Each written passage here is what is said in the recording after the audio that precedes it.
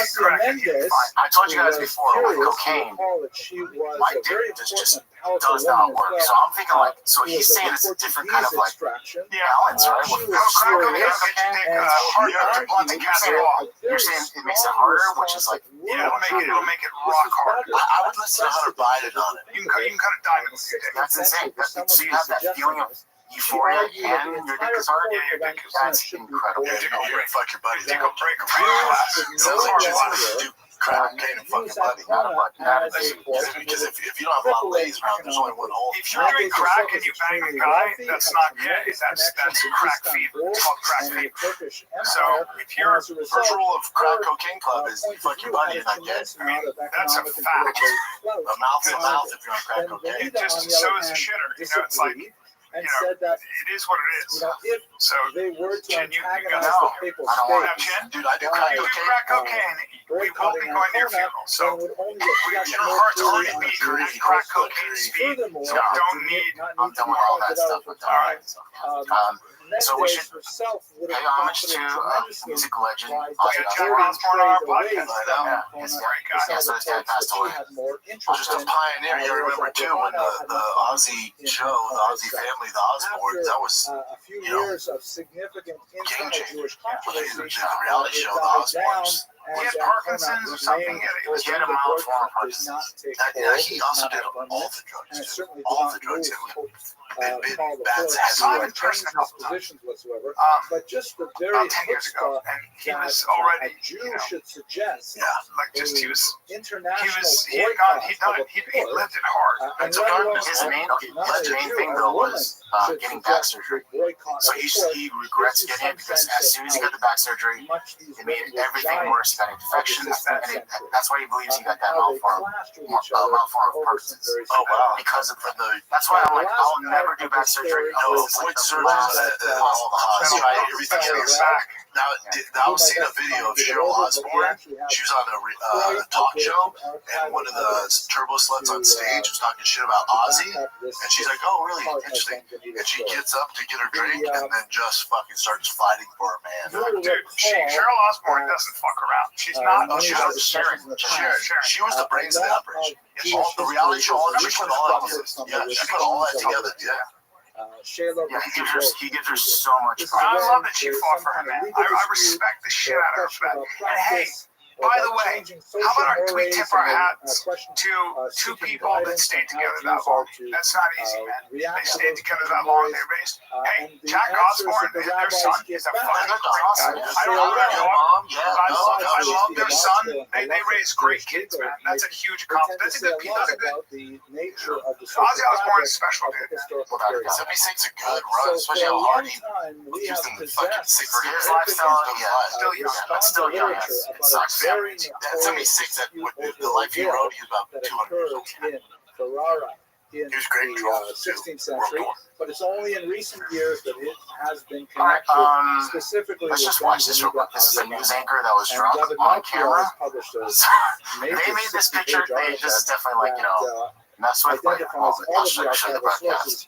Hello, like I was telling you this morning, if you listened this morning, starting at 6 a.m., 7 a.m., I told you, you know what, today, what a beautiful day outside. It is just amazing. And so moving on tonight is we have to tell you also, you know, like other news that's happening in the area and across the, you know, the area, the nation. Let me tell you about this. A 4-year-old girl is actually dead. Another man is clinging to life. And we were just lucky. This weekend right here is so amazing. Meteorologist Craig Adams. 15 million people on health. Why did I say that? And of course, just like me, Why did I say that? meteorologist Craig Gold is working in Ocean. And so he's in, and we've been tracking this.